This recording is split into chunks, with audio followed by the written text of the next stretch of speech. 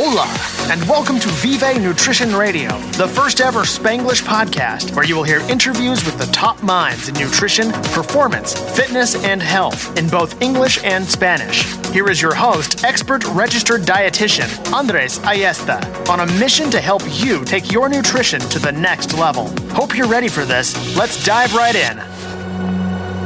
What's going on, peeps? Welcome back to another episode of Vive Nutrition Radio. Today's topic, it's all about food behavior. What drives our desires, what drives our cravings, and this is coming to you from the perspective of a former bodybuilder and current registered dietitian, colleague of mine, Matt Mcleod. I believe I said that right. Hopefully I didn't butcher his name. But we had a pleasant conversation talking about what is some of the things that really drive people to make the choices that they make. But this is actually coming from the perspective of somebody that dieted hard when he was actually competing in the sport of bodybuilding and how to optimize your body composition. Because one of the things about this that I encounter very often is many people coming to me for nutrition coaching and not having a good relationship with food. And a lot of times that stems from many different places. One of them being people that competed and they just dieted way too hard and they ate salmon and broccoli for way too long, and they're just literally just tired of looking at food as like this restrictive thing. So that's number one. Number two, also people that just don't have the proper education and don't understand the science and the background behind things, understanding the foundation of nutrition and how food is fuel. So we had a really interesting conversation, kind of sharing some ideas and some thoughts and some of these kind of areas that I feel are important to bring across, because we live in a society that it's all like the all or nothing mentality, like the this is good and this is bad and so forth. And I believe that a lot of times, like what the choices that we make on a daily basis as far as our food are rooted in our childhood, our habits, and things that we developed based on our experiences. And that's exactly what we talked about today. So I'll tell you a little bit about Matt. Matt is currently a registered dietitian, but he started his fitness journey, and he usually calls it as a former skinny kid who actually played sports, high school football, and he became really, really obsessed with the whole fitness thing, and he started working out with this big dudes, and he'll tell you a lot about this, which actually led them to compete in 2 drug-tested bodybuilding competitions while in college. And now Matt is essentially a social media guru that puts out a ton of great content and really coaches people on how to follow the best nutrition programming to achieve results. What I like about Matt is Matt is not an all or nothing approach. He tries to meet you exactly where you're at, and that's exactly what he talked about today. He finished out this conversation with some practical applications that you can take away, my friend. So make sure you listen all the way through to this episode, because there are some really fire areas that you're going to enjoy at the end. So as always, yours truly, Andres Ayesta here. Hopefully you enjoyed this episode. Let me know in the comments. Actually, there's no comments, so I'll take that back. But let me know in the reviews if you enjoyed this episode. Give me some stars, people, please, so I can increase the visibility of my podcast. And that's all I have for you today. See you guys next week. Enjoy. What's going on, guys? Welcome back to Vive Nutrition Radio. Today I have a colleague of mine, which I had the pleasure of meeting in New York City a few weeks ago in a mastermind, Tony Stephan's, I believe, mentorship program. So Matt, what's going on, man? How are you? I'm doing wonderful, man. Thank you for having me on. I'm super excited to be chatting with you once again. Yeah, man, absolutely. And you're not wearing the pineapple t-shirt today. Dude, you know what? I thought about it. I was like, so for everybody who doesn't know, I have my own podcast and I always have a podcast uniform that I wear for every episode. And it's this ridiculously obnoxious Hawaiian shirt with a bunch of pineapples all over it. And it's just completely ridiculous. How did this start? Like this, dude, I'm just an idiot. Like you picked a shirt from like the closet and you're like, I'm just an idiot. It's just, I literally, the Hawaiian shirt really, it makes me in a good spirit. Like it puts me in a good spirit. It makes me happy. I feel very free flowing whenever, and it just makes me not take myself so seriously. Yeah. To be honest, like I feel like we can definitely take things more serious than they need to be, and that Hawaiian shirt just keeps me more fun. It keeps like me in a more beachy mood. Like you're like tropical, and you live in Kentucky, right? So I guess it makes sense of it a bit. So. Yeah. That's awesome, man. Yeah, every time I watch your stories, it's like, without even actually kind of putting the volume on, I was like, that guy was recording a podcast. So you're kind of setting a trend on there. So that's I'm trying to. I have no idea why I did it. It's literally just it. I was like, you know what? I think I'm going to put on a Hawaiian shirt, and it was just to feel good because, like I said, it makes me like whenever I go out and things too. Sometimes I'll wear a Hawaiian shirt just because I don't like. I like being the goofball or like whatever. I like to have a fun time, and I feel like putting that shirt on just instantly puts me in that mood to have a good conversation. That's good, man. Well, we're gonna have some fun today too. So with or without the pineapple T-shirt on. So why don't we kind of start talking a little bit about you? Because I like to kind of hear people's stories, and I know you're a registered dietitian, and I kind of like to hear, especially when I talk to colleagues of mine that are within that went the same or walked the same line that I did, kind of like their background and kind of what got them into what they're at today, and essentially what is it that you do today in the social media world and as a nutrition coach and so forth. Yeah, for sure. I like how I'm being called a colleague. I feel very professional whenever I hear that, and I'm like, oh yeah, I am a registered dietitian. I forgot. But yeah, no. So I'm a 25-year-old. I'm from Lexington, Kentucky. I just graduated from the University of Kentucky in 2016, and then did my internship there. Got my RD credential last year, actually. But I started the whole fitness type of thing whenever I was in high school, actually. And it came from high school sports. I was a football player. I was kind of young. I was kind of smaller. I'm still about 5'10", but I wasn't the heaviest or the strongest. And so I knew that to be like the other guys, the older guys on the team, my best way to catch up with them was to go to the gym. And from there, essentially, I went to the gym, and there were some older guys there working out. And one of them actually came up to me, one of the main running backs, and he was like, "Hey, dude, you're doing it all wrong." And I was like, "What do you mean? I was sitting on the preacher curl, just like, "What do you mean I'm doing it all wrong? Like training for football, like doing bicep curls." And he was like, "No, man." He was like, "Come over here with us." And so they kind of took me under their wing. Hooked you up? Yeah. Yeah, they really took me under their wing, and it was crazy. I was lifting probably like 3 times a day at some point, and it was insane. But I fell in love with it. I fell in love with the group of guys that was kind of mentoring me and training me, and it was a really big turning point, a big inflection point in my life, because it just showed me for the first time kind of how you put in this hard work and you're going to get this type of result. And from there, I was really hooked. And so I gained probably from sophomore year to senior year in high school, I gained probably about 30 pounds. So I was probably from about 160 and I went up to about 190 to 195. And I played complete like Matt overhaul then. Yeah. Yeah. And I was a cornerback. And so I was a defensive back, and usually, for people that don't know, like cornerback is usually kind of a smaller guy. They're quick, they're fast, but they're not the biggest. Mm-hmm. So I went from cornerback, just cornerback my sophomore year, playing varsity, and then senior year, I was cornerback and also fullback. So coach was like, "Hey man, you weighed a little bit more than you used to. So how about we put you back there?"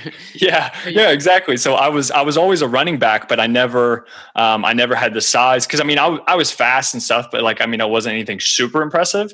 So I was like, you know what? If I can maintain my speed and also get bigger. I was like, it's just, pure physics. I'm gonna hit people harder and it's gonna work out better. But yeah, so I saw the outcome that happened as a result from my hard work, and that just really hooked me as far as becoming obsessive with nutrition and training and everything, because I was like, I'm learning more, and the more that I learn, the quicker results that I can get, the better outcomes that I can get. And so I literally just dove all in. Like I was obsessed with learning. I would do it in my spare time. I would lift all the time. And kind of from there, it was it was probably my senior year of high school. As football was about to end, I kind of got more introduced into the bodybuilding type stuff, like building muscle. And so obviously lifting for football is going to be more performance based, but bodybuilding is going to be a little bit different. It's just more for aesthetics. And after I was done with football, I was like, well, I mean, I just want to do this to look good. So I kind of went the more bodybuilding route. And finally, the crew that I was lifting with, it was my freshman year in college. It was actually my first year in the dorms, my very first semester. And I was talking with an old buddy at home, and I was talking about doing a bodybuilding show. I was just playing around. He was like, dude, you should do it. And we just kind of talked, and then he convinced me to do it. And so I did my first bodybuilding show, my very first semester in the dorms. Damn. And it was very difficult. Looking back now, it's crazy how you see like what you did, and you're like, man, how in the world did I do that? Yeah. Right. So I did my competition. I did okay. I got like 4th place, I think, but it was more so just like an eye-opening experience. I was like, oh my gosh, this is really cool. Like, I love pushing myself like this, because obviously getting in contest shape is just, it's a really big challenge. You have to diet for long periods of time. So then I was just all dedicated to bodybuilding and trying to grow muscle, essentially. And I wanted to get bigger. And these were all natural and drug tested shows, by the way. Okay. But I did that for probably the next 3 or 4 years, and it takes a long time to build muscle and stuff. So I actually didn't end up doing my second bodybuilding show until my last semester in college, and I actually ended up winning that one. And so I won the overall at the show, and I actually earned my my natural professional bodybuilding pro card. So that's awesome, it was, dude. Yeah, it was really. You were not that kind of guy that kind of goes into like those, like, a million shows, like, every year and stuff like that. But you just kind of took your time to be able to kind of be ready for it. And then essentially when you were like, I'm ready to step on stage. Right. Yeah, that's exactly what it was. I knew that as a natural trainee, like it just takes time. It takes a lot of time to grow the amount that you need to grow if you want to stay competitive whenever you lean down. And also, like, I was in college. I started out as a kinesiology major, and I wanted to be a physical therapist. I found out I sucked at chemistry, so I decided to change career routes, and that's whenever I got into the dietetics field. And I was like, you know what? I know that I want to be like a personal trainer or a coach, and I knew that I didn't need to have an exercise science degree to be a personal trainer. So I was like, you know what? Let's take the route that most people struggle more with anyway, and I'll go the nutrition route. I'll become a dietitian, and then I'll probably do my thing on my own. But if not, worst comes to worst, I'll go work in a hospital. Yeah. It was more of a safety net, Nice. Yeah, man, that's cool. And right now I know you work with, a very, really big platform by John Romanello, who started at Roman Fitness. And I know that you coach like a ton of people nowadays, like, helping them improve their fitness, and mainly men, right, that you work with? Yeah. I would say my split is actually, it's even surprising to me, to be honest. I'd say it's about 65-35 men to women. Yeah. But my content and things like that definitely skew more towards men. I just feel like it's the way that I communicate. I feel like I resonate more with males, just the stuff that I put out. But yeah, I definitely still I work with both, but usually for the men, I can relate a little bit more, being a guy myself. So, but yeah, I'm doing the stuff with Roman, and it's been great. But yeah, focusing on my stuff his stuff. So I'm plenty busy. Yeah, I bet, man. That's awesome. Well, with today's conversation, I guess I wanted to gear it more, and I guess there's a lot of the parts that we're gonna talk about that are gonna be based on your experience. Others based on your academic background and what you've learned, and I'll kind of give my thoughts on it. But I think this is something that I have never talked about too much. I actually did it on a Spanish podcast because this is a bilingual one. So if you want to throw in some like Spanish words, you're more than welcome to. Hola. There we go. We got it. This is officially a Spanglish episode. But one of the areas that I feel like it's the foundation on a nutrition pyramid, if I actually would call it that, would be basically the psychology, the mental side of nutrition that a lot of times people do not understand. So I'm going to start like super strong on this one, but with this question to you, but what do you think is like the factor or the series of factors that drive people's food choices? Like, what are some of the things that you feel like it's like the reasoning, or like how people decide what they want to eat? And obviously that would go along of the areas that why people struggle with the most in nutrition per se. Mm-hmm. Yeah, for sure. And it's obviously a great question. And it's obviously a very complex question as well. I think I always bring it back to one of my favorite quotes from one of my favorite authors, Derek Sivers. He said, if more information was the answer, we'd all be billionaires with six packs. Yeah. And it's just like right. It's good stuff. And I thought about it and I'm like, man, that is so true, especially whenever it comes to the nutrition space, the fitness space, because, everything, I can guarantee that everything that you put out and everything that I put out has probably already been said before, or like a Google search or something like that. Most of the stuff that people say nowadays, the information is out there, but the actual implementation of that information is that's going to be one of the driving factors of how we figure out, obesity and all these other epidemics that are currently going on in society. And it's the answer is not easy. But so to give I thought about this question a lot, and I was like, honestly, I'm not even going to look up too much of the science or anything and just give the scientific answer. I'm going to give just kind of my answer just off the top of my head whenever you first asked me that question, like what I thought of. And so what I would say, the first thing would be convenience. And this could be of the availability of your food. So living here in Kentucky, we obviously have plenty of areas that have poor food security. So availability is going to be huge. And I think also cost goes within that convenience thing. So we are, as far as the meals available and what you are able to afford at that moment is going to be a big driver in the foods that you eat on a day-to-day basis. I mean, if you have a family, that's going to make a difference. If you have kids, if you have a spouse, if you're living by yourself, these are all things that, you make certain decisions one way or another. Yeah. So convenience is huge. And also just from a practical standpoint throughout your day, are you at work?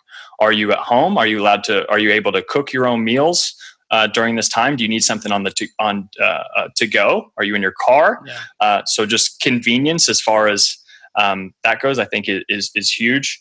I think people's social environment is going to be huge. So what is everyone else doing around you?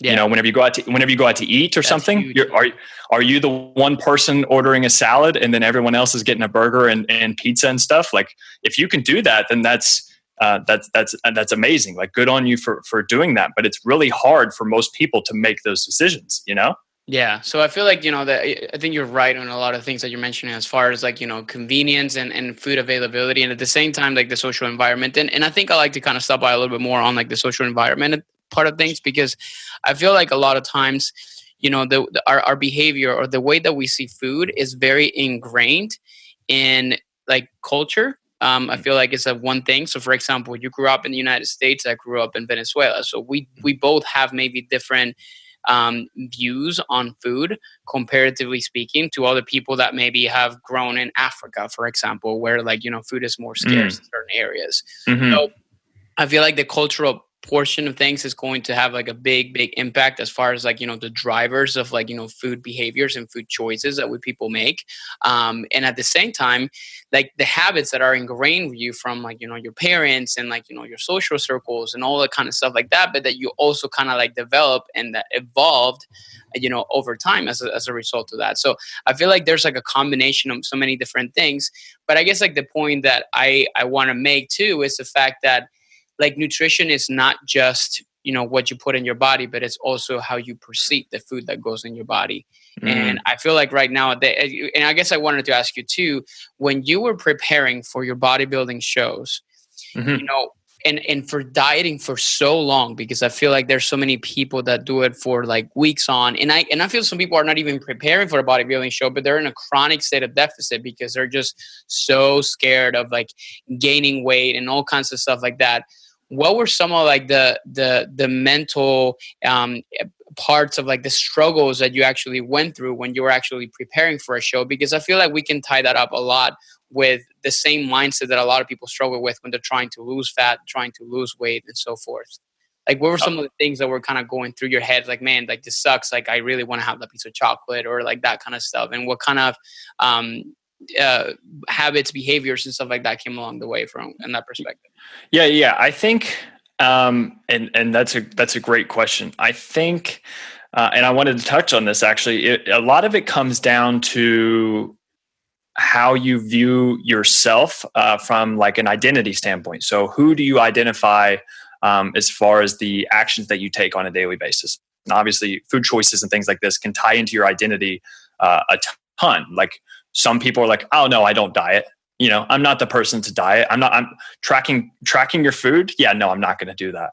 And the people can get caught up in these certain identities about themselves, or like, or to go to another extreme, like, oh, I'm the fat guy. I'm this, I'm that.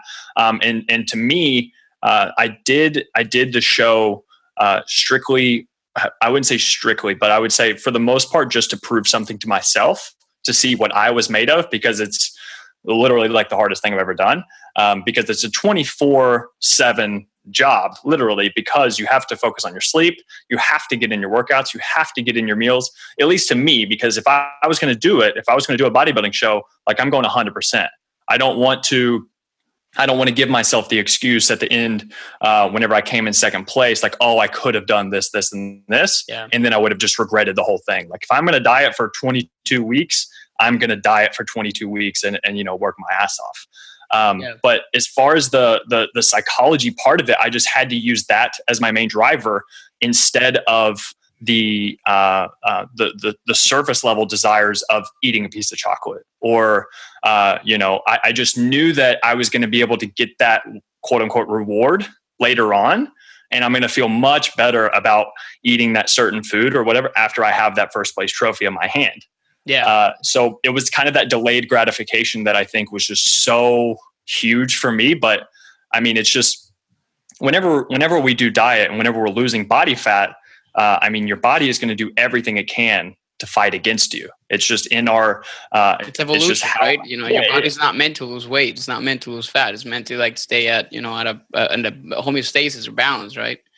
Exactly. And as you're losing you're getting down to those extreme levels of body fat, all of these signals that your body are giving you, like, hey, eat everything in sight, like they're at an all-time high. And you essentially just can never be satiated no matter how hard you try. So if you're one that gives in pretty easy whenever things get tough, like you're going to have to be very comfortable with some discomfort, and you're going to have something else driving you besides like, oh, I want some abs if you're going to step on stage, because you'll have abs, whatever, 10 to 12 weeks out, no problem. But to get to those really low levels of body fat and to reach somewhere that you never thought you'd be able to reach, you're going to have to push like you've never been able to push before. And that's going to come from much more drivers than just I want to eat this or I want to eat this. You've got to push past that. So. I've talked to a few different people that have competed in bodybuilding shows and stuff like that. And this obviously for people listening in doesn't not just apply to that group or that population, but I guess like a big thing I wanted to ask you is like, after you were done, did it ever kind of cross your mind, or did you feel like your perspective on food change? Like, did you find yourself like restricting yourself because of like, oh, like, no, I can't have that because I'm going to increase my body fat? And I think you posted about this a while ago when you talked about, the sacrifices that are required to maintain a low body fat percentage. So the question is, did you feel like this bodybuilding show, and again, this is just one example of what something that can affect your perspective on food, but did you feel like it affected your view, your perspective on food per se, and how you actually view it? My outlook. Exactly. Yes. I would say 100% yes. And it's why I can say right here that I will never do another bodybuilding show again. I think that it was an amazing experience. I have so many friends who are competitors. The bodybuilding, natural bodybuilding, that whole realm. I know so many competitors, and that's kind of my home and where I learned so much about nutrition, because if you want to figure out how to lose fat and build muscle the best, you go to the people who are losing fat and building muscle the best. And that is natural pro bodybuilders. It's just, there's some of they're very meticulous about what they do. And they do that, most of them, from a scientific standpoint, because they don't have the drugs to assist them to levels that they want to achieve.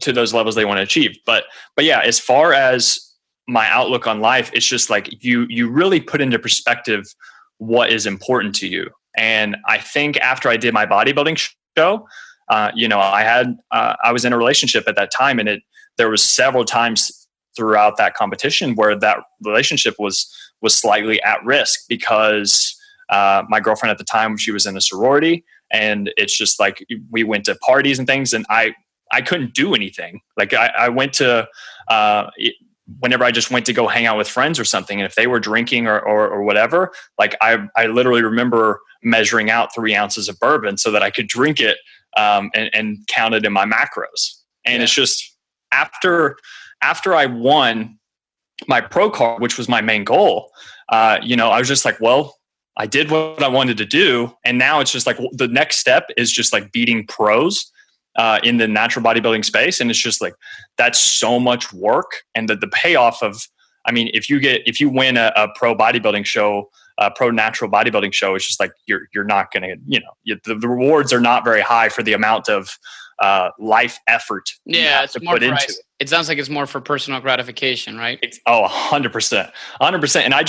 And like I said, respect to everybody who wants to do it. But for me, I realized, I was like, you know what? I'm about to graduate college. I've got to do this whole adult thing. I need to figure out my career. I need to figure out what I'm going to do to provide for my family. And there were so many other things going on in my life that I was like, you know what? I don't see this whole bodybuilding thing being too much of a priority, because there's other things I want to do in life. And I just had to put fitness in perspective. And that was the main thing. Whenever I put fitness in perspective, whenever I realized like, okay, that's not my highest priority right now, I was able to excel in other pillars of my life besides just the fitness pillar. Yeah, because I feel like, I see so many people, and then they, like, for example, like, and this is just not even like a bodybuilding aspect of things, but for example, I have coached people in the past, specifically for medical conditions that do ketogenic diets, but some other people that do it just for on their own, and they do it, without proper education. And they develop this massive fear of carbohydrates. Like I am currently working with one of my clients, which we are slowly easing into the fact, but then they start to see like food as enemy. And I think that's a huge part of like, the whole psychology of eating aspect that can actually break people like, inside, like mentally, as far as that, because now everything becomes an enemy. Everything becomes like, oh, you can't do this, like you can't do that, because this is going to make me fat. This is going to make me put on weight. and it creates a negative connotation to food when it should be about fueling. That's, I don't know if that's something that you kind of like experience with your clients and some of the people that come to see you, but it's so massively, and I think because of obviously the overload of information and so many different things happening around the social media world, to try to figure out what is like the best strategy or the best way to drop the fat, to look great, to have the six pack, to all these different things, that we stop seeing food for what it is. Yeah. So what I always, it's a great question. I try to portray this message the best that I can in all my content and to my clients, but it's a spectrum, right? So we have let's say a completely sedentary couch potato on the left, and then we have the stepping on stage bodybuilding professional on the right. And to maintain the couch potato status, you don't have to do very much. You don't have to watch your diet. You don't have to exercise. You don't have to do much. But to do the bodybuilding show, you're going to have militant discipline every single day of every single second. And where you fall between those two ends of the spectrum is how hard you're going to have to try. And how disciplined you're going to have to be. And so for all my clients, I'm like, okay, let's just use an example. Let's say we have 12 weeks and you want to whatever, let's say lose 15 pounds or lose 10 pounds or something. That's totally fine. Cool. We can do that. That's great. But then you also say, but I also want to like go out with my friends and eat on Thursday. And get desserts and just really enjoy myself. And then also maybe Saturday, I'm going to go to this party and do this, and this. And it's just, I have to be really cautious about the expectations that I set up front with the amount of sacrifice and discipline they're willing to put in order to reach their desired result. So if you're okay with progress being a little bit slower, but you still want to go out to eat with friends, 2 to 3 times a week, maybe get some drinks or whatever, we can totally do that. But progress is going to be a little bit slower than the person that stays home, cooks all their meals, makes sure that they're hitting their macros, their calories, everything like that. So as long as you're okay with the rate of progress that we are achieving, then I'm perfectly fine with giving you as much leeway as you need in order to reach your goals. And some people are okay with, that 12-week cut turning into a 16-week cut or something, just so they can enjoy life a little bit more. Yeah, it's kind of setting those non-negotiables. But at the same time, it's just telling your clients and setting the expectations and telling them what they need to hear versus what they want to hear. Right. And it's a fine balance, right? Yeah, because that's what most people kind of want to like go get into like that. It's like that spectrum that you're talking about and where they actually place, whether they're really 100% committed or they're a person that, like I want to like enjoy a few different things. So it's all about, but I want the results in like 90 days. I want the results in like 60 days. It's about setting the expectation. And at the same time, I feel like there are people that are super committed, but then they just focus so much on the outcome that they start to lose, like they stress so much. And this is one of the areas I kind of wanted to also talk about because I wanted to get your thoughts on this. It's like, what kind of effect does like stress have on our physiology? Because I have my thoughts on it. And I deeply believe that a stress body, even like a mental stress body, it's kind of resistant to change. And obviously that ties up with, the social aspect of things, or obviously like the super strict kind of type of eating, and then in connection to obviously achieving an outcome. So what do you think is like the connection or your thoughts on like the connection between stress and mental stress, emotional stress, and all these different things as far as like achieving or reaching specific level of like, aesthetic or body composition results, if that makes sense? Yeah, of course. I think it's going to depend. Of course, the amount of stress and the type of stress that you have in your life is going to make a huge difference for somebody who's a single mom on welfare with 3 kids or something like that. Like you can probably expect subpar fat loss over a 12-week period, no matter how dialed in you are to your nutrition, just because there's other life events that are going on. You're probably and it's all just it's you have a cup and it's filled with water, and whenever you're stressed or whenever you're getting poor sleep, so you have sleep, you have stress, you have your food, you have your training, and then you have whatever, just like life fulfillment in general.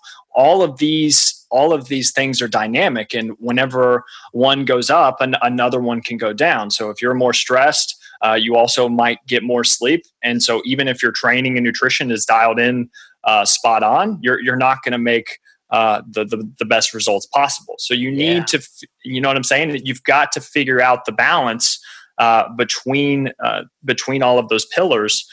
And make sure that your cup is never overflowing too much in one area or another. But man, the stress is that's huge.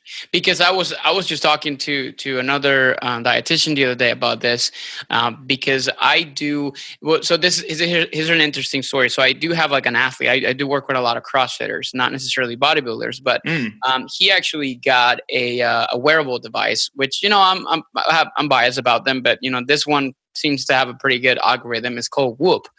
And I've been talking about this for a long time, because this thing basically it's kind of like a watch, and you connect it, and it's like tracking every single thing that you do, with a margin of error, I'm sure. But one of the things that I talked about in my previous podcast is so this guy actually wore it, and it tells you exactly the level of recovery that you achieve based on heart rate variability. Yeah, I used to have one.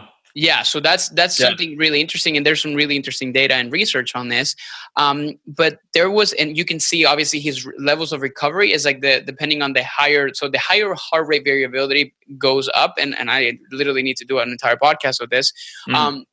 The more recover and the more ready to train you are. But the lower is like the more stressed you are, actually, like your body is, like from the physiological standpoint. And I actually had a conversation with him that week, and I asked him, so what's going on? And he said, like, I had a lot of stress from work, and I'm not sleeping well, and I'm like freaking out because I'm not recovering well according to my, my data and all these different things. I'm not hanging out with my friends. And I'm like, that makes perfect sense. And I can see it on the data that is shown on here, because he was not recovering. He's like, heart rate variability was low. And ever since that happened, I actually started like looking into this more often, and started looking into the research. And it in fact, there is some research to show that your mental stress and like all those different things are happening. They're kind of causing a huge reaction, as far as like cortisol is actually increased, and your like insulin levels are actually higher than normal whenever you're in like, a stressful situation, because it's kind of that fight or flight response, in which your body's kind of like, fighting everything off, and then you're in resistant mode. So when that happens, your body is resistant to change. And I feel, and correct me if I'm wrong, and I guess with your clients, that like a lot of times when that resistance exists, the stress actually piles on, because like, why I cannot see change, why I cannot see results, this is making me mad. And like that is like an entire cycle on why I think people actually plateau and never get out of that. You know? Yeah, 100%. And it does happen with my clients. And I always tell them, if their nutrition is dialed in, and the scale isn't moving, or they're just not happy with the progress that they're making, then usually, I the first things that I do explore, I'm like, okay, what is your stress like right now? What is your sleep like right now? And they're like, I did just whatever. I had a big exam, or my kids have been keeping me up all night, or had a fight with my spouse, or something like that. And it's just, of course, like you're somebody who's like, if your body is trying to run away from a tiger, it's not too concerned about building muscle and losing body fat, from a metaphorical standpoint. But it's the stressors on your body. It doesn't know that, you're lifting really hard in the gym, so that's one stressor, and then you've got stress from work, so that's another stressor, and then you've got stress at home, that's another stressor. It's not going to be able to identify which stress is stress. It just sees stress. And the way that your body responds to that is like you said, that fight or flight response. And it's not going to prioritize, like you can't force your body to lose body fat just because you're in a calorie deficit. There's more things that are involved, and there's other areas that bleed into each other, that it's not as simple as if you do X, then Y will happen. And unfortunately, like I wish that would make our job a lot easier. It's like, okay, you 100% do this, you will 100% get this outcome. But like, it doesn't always work like that. Life is very complex. And I think that's where I try to really resonate with people, because, my tagline or whatever is like, I coach people to use fitness to enhance their life and not be their life, because these are real people. Fitness is just a part of their life. And until they figure out how to balance all these different areas of their life and just use fitness in order to enhance it instead of, becoming just another stressor, they're never going to make the progress that they're looking for. Yeah, man. I love that. I love that tagline. Mine is kind of like eat to live, live to perform. So it's like, again, optimizing life. And I think that's that's huge. And I guess let's get a little bit more practical here, because I love to kind of hear your thoughts on kind of what's the process that you kind of follow with some of your clients, as far as like, let's say that you get somebody that, it's coming to you, obviously with, they need a lot of help. They're tired. They're sick and tired of like trying a million different things on their own. And it's kind of created, you can kind of sense that when they kind of fill out your questionnaires, all kinds of stuff like that, when they start working with you.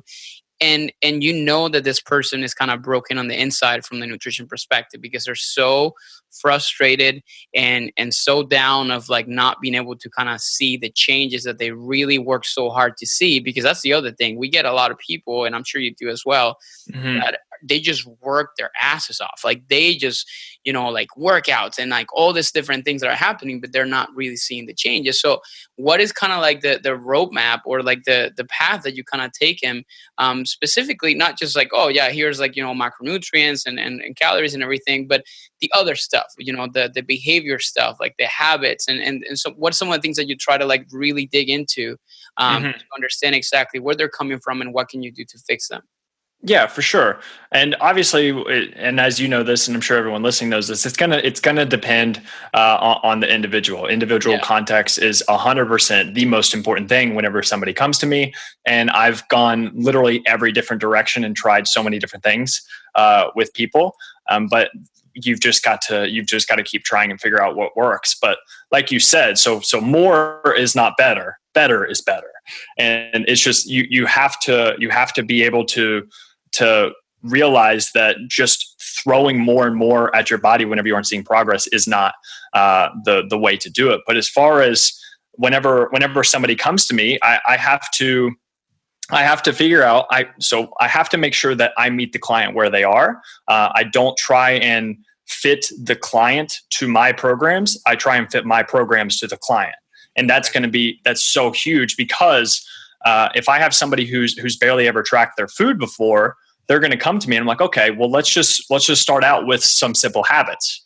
And so some examples of those, some simple guidelines would be, so let's like eliminate snacking in between meals. Let's only stick with whole meals throughout the day. And this isn't because, snacking is bad or anything like that, but people don't realize how many times they're mindlessly grabbing different snacks and stuff, either from their office or around the house. It's just like, so for an example, my mom, if you go to my house, you would be amazed at how we are not all obese at my hometown house, because my mom just has all these delicious goods hanging out around the kitchen and whatever in the foyer, and just M&Ms there. Like, Mom, not again. I know. It's real though, and you don't realize it. Or even on the desk, they have candy there. It's just little things here and there that you don't think about. That can really sabotage your success. So eliminating snacking is one. So telling them to aim for, let's say, 3 to 4 whole meals per day, and eliminate snacking. Another one would be, so having at least 1 serving of fruit or veggie with each meal. That's another way to easily add some more nutrient-dense foods, increase your fiber, and eat just healthier foods overall. So that's going to be a good tip. And then having protein with each meal. So it'd be 25 grams of protein with every single meal or snack that you eat. Protein is obviously great for satiation. It's great for muscle building. And it's also the macronutrients that's the hardest to store as fat. So that's going to be a good thing to increase. Something as simple as going for a walk 3 to 4 times a week. That's huge. That's going to be something that'll really help them with progress. And then making sure that they hit the gym, 3, 4, 5, whatever time, however many times they want to do it per week. And if you can check the boxes on every single one of those process goals, instead of focusing on the outcome of, say, losing 10 pounds or losing 2 pounds a week or something like that, if you focus on those process goals, those things that you need to do on a daily basis, the outcome will happen. Yeah. So focusing on those process goals are just so huge. And for most of my clients, I do start them off with that, but then I have more advanced people that come to me like, hey dude, like I'm ready. Like I've tracked my food before. I know what to do. Give me my macros. Like let's get the ball rolling. Yeah. And I think, so that's huge, man, because I believe in that. And do you ever get like, not resistance, but like impatience from some of the people that you because I feel like most, coaching clients, especially the ones that are starting from zero, their expectation of a nutrition coach or dietitian is like, give me what I need to eat and tell me how much and how often and all that. So whenever you come up and you say, you know what? Well, this week we're going to focus on making sure you're getting a handful of protein every single meal. And because I do the same thing, like it's small habit changes and stuff. So how do you deal with that impatience, and how do you explain to your clients, like, hey, listen, it's part of the process. Focus on that part. Mm-hmm. The results will come by by themselves, I guess. Right. So it's you've got to understand, as a coach, any good coach is going to do their best ability to make sure that you don't need them for the rest of your life. You see, like we are not babysitters. We are not here to tell you everything to eat at every second of every day. That's not what we're supposed to do. We are educators in the sense of we need to make sure that we are teaching our clients how to create a healthy lifestyle so that they can use the principles and the habits that they've built with us for the rest of their life.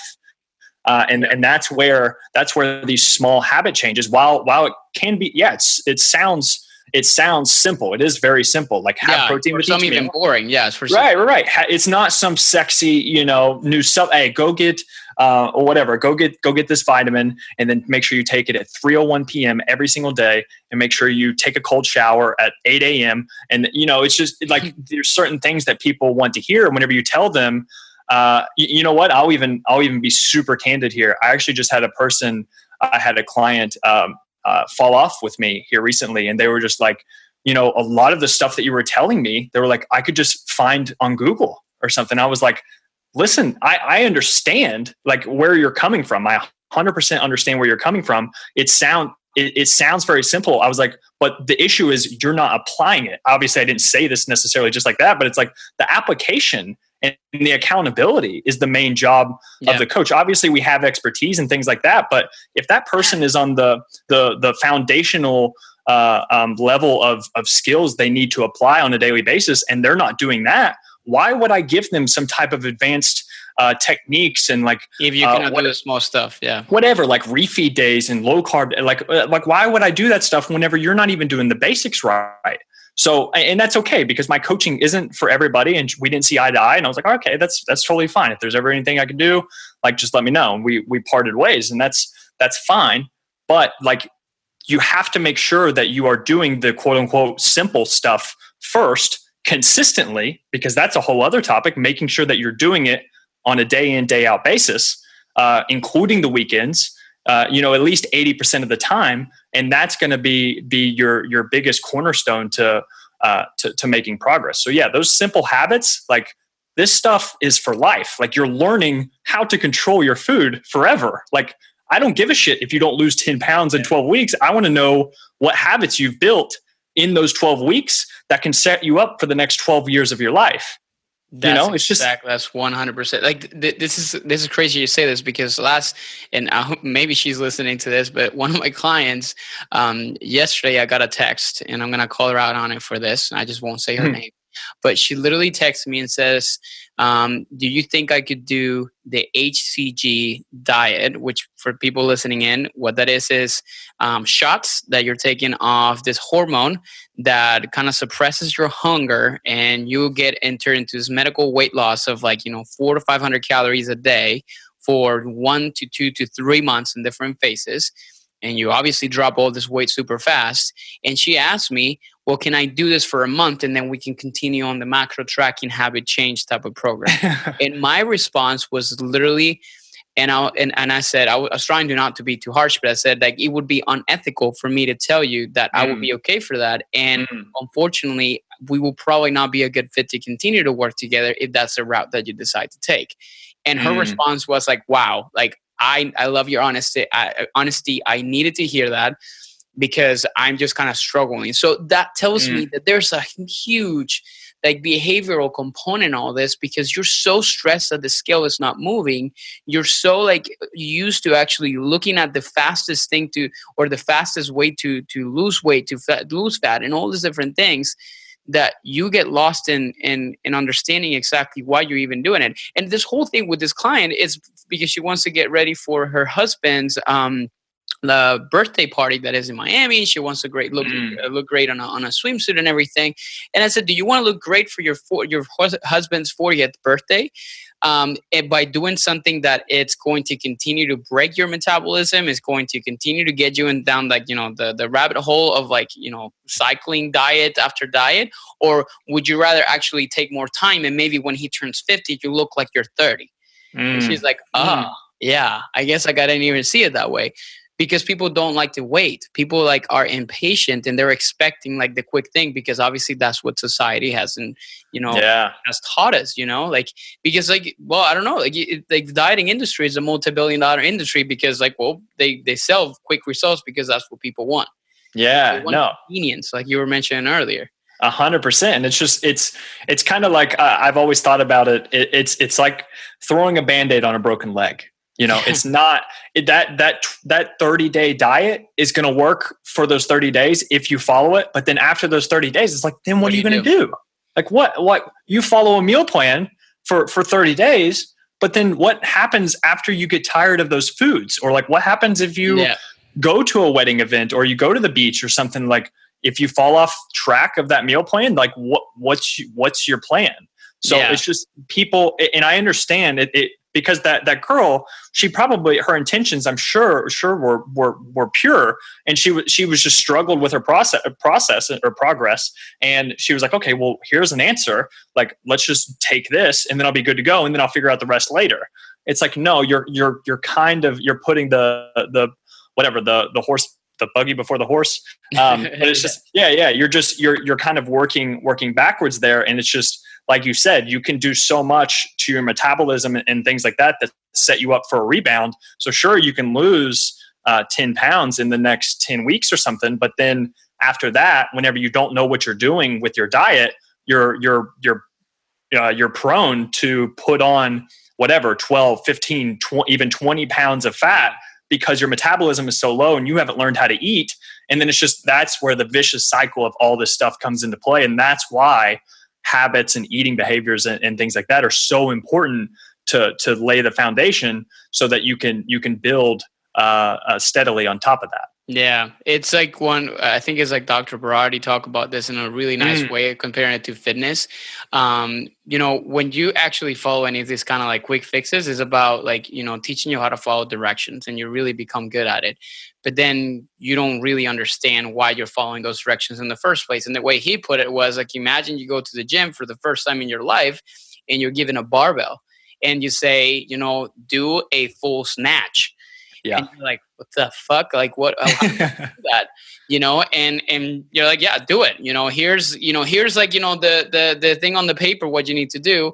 It's okay. You don't really have all the tools and all the knowledge to be able to do it. versus if you go in there and says like, do a body weight squat, do something simple. Like, let's start from the beginning. And I'm going to teach you why. You need to obviously have all these cues and all these different things to learn. The same thing applies to diet, but then people don't want to understand that, but they do have to understand it with training, at least like most people. They do have a good grasp of understanding that, if you go all out in this whole process, like, it's not going to be like, it's going to be detrimental. You're going to end up hurting yourself and stuff like that. They just don't associate that to diet. Yeah, well, it's because loading a barbell with 315 pounds and trying to bench press it whenever your max is 135 has much more severe consequences than going and binging on a Friday night. Yeah, so it is the training has very immediate results and or it has very immediate consequences. Yeah. And whenever you're dieting and things, you're eating that burger or whatever, or like, oh, I wrote about this the other day and I mentioned it on my story as well. It's we think of these small choices on a day-to-day basis as only that, like they're just small choices, and they are. But the thing is like whenever you constantly let yourself off the hook, or you constantly allow yourself to do things that don't align with your goals, that's whenever you wake up one day and you realize, oh my gosh, like I've let myself go. And, that's where that kind of phrase comes from. They look in the mirror like, oh my gosh, what has happened to me? Because they're not making, or they're not consciously aware of what they're doing on a daily basis. And that one, oh, I'll just have this one burger. They're just having that one burger every single day. And then it piles on top of it. And they don't realize that this constant cycle of these inadequate choices are just they're not leading them to where they need to go. Yeah, man, it's huge. And I think like, for people listening in, the biggest takeaway from today's conversation, I feel like it's all about, developing the habits that are going to set you up for success in the long term. It's about doing the boring stuff that nobody wants to do.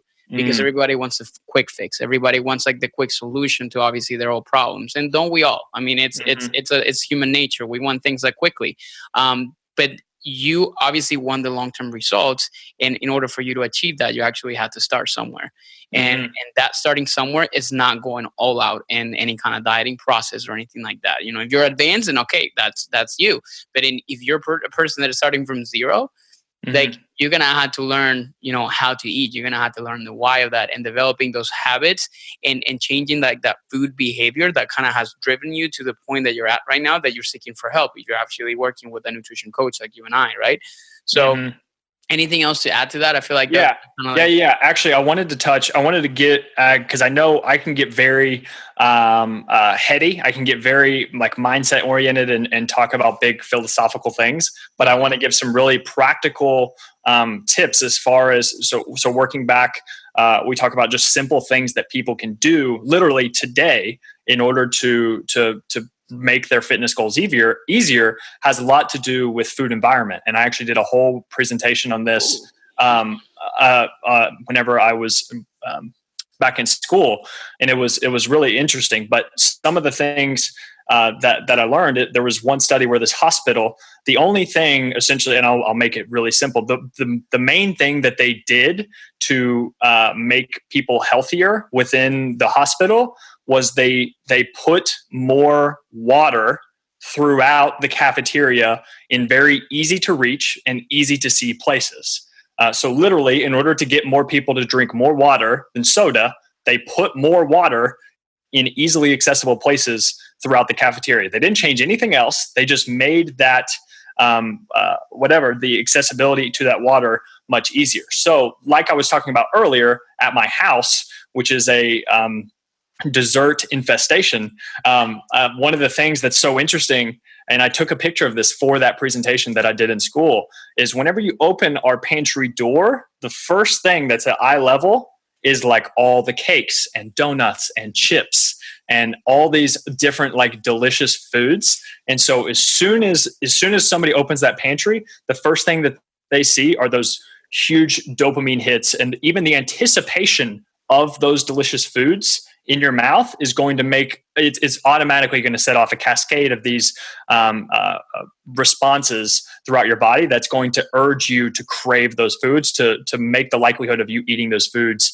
much higher. So what I would say to people is that if you want to make your food environment more conducive to your goals, you would essentially do the opposite of what my parents did. So all of the delicious desserts and calorie-dense foods, you're going to make them in very hard to see and hard to reach places. So whatever, on the top shelf, you're going to put them above the cabinets. You're going to put them in the back of the fridge. You're going to put them underneath, somewhere where you have to maybe even get a step stool to go get. You're going to have to increase the friction to get those foods. And whenever you are increasing that friction, it's just the likelihood of getting those foods is going to be, it's going to help you out immensely. And to reverse that, the opposite, if you want to eat more healthy foods, this is where you would put, instead of having those cakes and stuff in the middle of the island on the counter in the kitchen, that's where you're going to put something like raw fruits. So we're going to have some oranges or bananas or something like that. That's you can see it very easily. Another good one is like raw nuts. So not even salted nuts, they're just raw nuts, because what that's going to do is, so if you want the nuts, like that's totally okay. But nuts are also fats, and fats can be pretty calorie dense if you just keep eating them. If they're salty, you're going to eat a ton. So by having them unsalted, that kind of reduces the palatability of them, and you're only going to eat a few. And so you still get the benefit of the nuts, but you're not sitting there munching on an entire plate of nuts. So you'll make those healthier foods easier to see, easier to reach, and then you'll do the opposite with the unhealthy foods. Another thing would be the containers that you hold the food in. So my mom has the desserts laid around the counter. They're usually in glass where you can see through them. You can see them very easily. But if she would have them in like an opaque, I think that's how you say it, opaque container. And so it's going to be kind of foggy. You don't actually see what's inside it. That's going to be really helpful. Same thing with cereals. The boxes or the marketing is very bright, and it just draws your attention and makes you want to eat it. Take out the cereals, put them into containers that you can't see inside, and just have a label on it. That way you can't get seduced into wanting to eat those foods. Wow. I think, there's so many. But those are good ones, because I feel like, so I guess like the takeaway on that is like, change your food environment, change what you're surrounding yourself at. And this actually, it's a great, like now that I'm thinking about it, because Jeevee, my fiance, is a recipe developer, and she created like healthy recipes, but then just for picture purposes, she bought this, like, for Easter, this little like, egg, like little chocolate things, laying on the counter. And I kid you not, every time I would walk by, I grabbed like two. And then I walk back again, I grab two. I know, like, this is the thing. Like, people know that they're not supposed to. It's just like the behavioral part of things. Like, it's like the association that you actually establish between something that tastes really good, that brings you good memories. Like, this is what I tell my clients. I usually tell them, when is the last time you had a bowl of broccoli alone and you had an amazing experience? Like, oh my God, this is amazing. Like, people are like, like that's never happened before. I was like, okay, now think about chocolate the same way. Like, when is the last time? It was like, oh, yesterday. Like, that's exactly right. And this has been going on since you were a kid. Because if you think about it, you were rewarded when you were a kid with candy, with chocolate, with all these different things. So when you see it, your mind immediately associates it with an enjoyable experience. So that's why you crave it, and that's why you go for that instead of the broccoli. So, but if it's not available, then guess what? You're gonna find something else. Exactly. And I know you probably need to wrap this up. There's an amazing book actually from one of my favorite authors. His name's James Clear. I don't know if you've heard of him, but he just came out with a book called Atomic Habits, and it's so good. But James Clear, he has a lot of these food environment tips I actually got from him. And that research study I actually got from his website, jamesclear.com. He talks about everything as far as money, habits, behavior change, all of that. But he also talks about nutrition and fitness. And he's one of the few people that I've seen strictly focus on behavior change and habits whenever it comes to fitness and nutrition. So it's just jamesclear.com. And he just came out with an amazing book called Atomic Habits. But Is that the guy that wrote that had coined the whole term of like, the 1% better, every day can compound into like, the marginal gains better, like the partial, the law of the partial gains. Yeah. I think so. I know he at least wrote about it because I know I've seen plenty of graphs about it. But we can just finish with this, and it's his two ways of how to create a good habit and how to break a bad habit, and it's essentially everything that we just talked about. So we have a cue, a craving, a response, and a reward. So the cue triggers a craving, which motivates a response, which provides a reward, which satisfies the craving and ultimately becomes associated with the cue. So how to create a good habit is, first, the cue, you make it obvious. And then 2, the craving, you make it attractive. And then 3, the response, you make it easy. And then 4, the reward, you make it satisfying. And so kind of what we just talked about with the healthy foods and the non-healthy foods, the same thing. So for the unhealthy foods, how to break a bad habit. First, the cue is make it invisible. Second, the craving is to make it unattractive. The response is make it difficult. And the reward is make it unsatisfying. So it all makes sense whenever you think about it. That's kind of more the scientific way of looking at it. But whenever you think about it that way, it makes all of this, it just makes sense. That's really good to put it. Yeah. So I'm gonna make sure I link it out to show notes, like this guy James McCleod, because I've read some of his stuff, and I think it's really powerful because it really teaches you how to change the smaller things, and it applies to how you're a couch potato, how to actually get off your ass and actually start working out. Smaller things like that. And another book too that kind of goes in line with that talks a lot about cues and rewards and stuff like that is The Power of a Habit by Charles Duhigg, which he talks about a ketone habit. And if you're listening to this, there's a podcast I did with Justin Sua. He's like the mental conditioning coach for the Tampa Bay Rays and the Cleveland Browns, and he talked a lot about that keystone habit and how it's so important to focus on that one thing to actually get everything else to improve in your life. So, dude, I followed him for a long time. Actually, he's a good friend of mine. He used to work for, or I remember seeing his articles, I believe, for a site called addictedtosuccess.com. And I remember seeing his name. I followed him for a long time. Yeah, he was a contributor, but he and I worked together at IMG Academy down here in Florida. And nice. And we become really good friends. We were workout buddies and stuff like that. So we developed a good relationship, and now he's just killing the game. I love it. So yeah, he's a really good resource as far as like mental conditioning and building really strong habits and mindset. So that's cool, man. So this has been fun. One last thing I always like to kind of like do before we wrap this up is like what we like to call rapid fire questions. So it'll be 4 quick questions, and then you just kind of have to answer like the first thing that comes to your mind. You ready? I'm ready. All right. So the first thing would be favorite workout movement or workout modality. Go. Trap bar deadlift. Okay. That's the second one. I've heard it. Yep. Oh, okay. Really? It's nice. A healthier one, and kind of protects your back. So I like that one. Yeah. Second question would be a book or magazine or something like electronic that you would recommend everybody to read, and maybe we talked about. Survival in Auschwitz by Primo Levi. It's, I think whenever you have a book like that, you have a book on perspective. You realize the absolute worst of the worst that could possibly happen to a human being. Your bad days are not really that bad. And that can kind of direct your entire outlook on life. What's it called again? It's called Survival in Auschwitz. So about the Nazi concentration camps. Wow. Okay. Yeah. I'm going to have to read that. So is it like an autobiography? Yeah, kind of. So he wrote it all, and it's just, it's very heavy. It's so good though. It's really good. I'm going to add that to my library. Awesome. For sure. A podcast that you would recommend everybody to listen to, and you can definitely, plug in yours on there as well. Yeah. I'm a big Joe Rogan fan. Actually, I'm a big stand-up comedian fan. And I'm sure probably maybe a few other people have said Joe Rogan's podcast.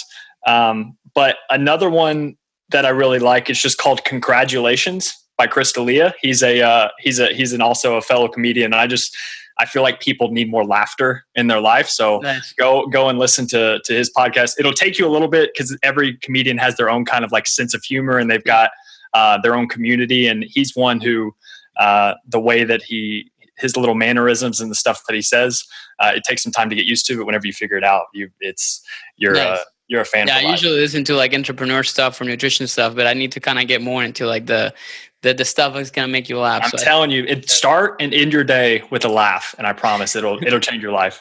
That's awesome. And and the funnest question of all, if you were stranded on a desertic island in the middle of the nowhere and you were to pick only one food to have for the rest of your life, Tom Hanks style, what would you choose? You know what's funny is I've thought about this question all the time. And I think the very easy answer is going to be pizza because it has all of the macronutrients. It's very easy.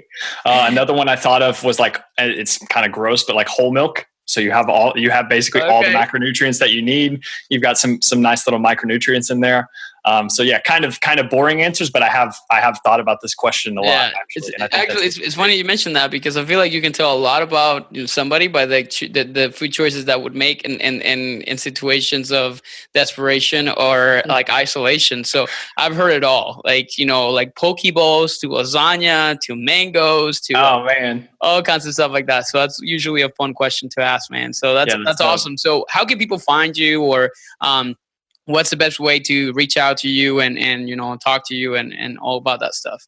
For sure. I'm pretty active on Instagram. Anybody that hits me up, I'll definitely send a message back. So it's just at Matt Mcleod 6. And so it's spelled McLeod.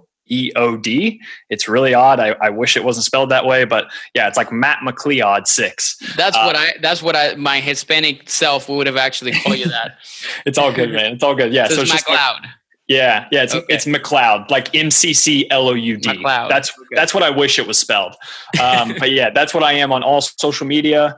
And then I have a podcast that I've had about 5 or 6 guests on now, and it's called the More Than Fitness Podcast. I'll definitely have to have you on. Absolutely, man.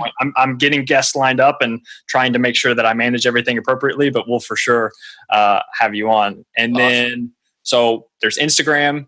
And then there's my podcast, and then also my website. I have a blog actually where I've written. So all these food environment things that we've just talked about, actually, I've written about it in depth on my blog, and it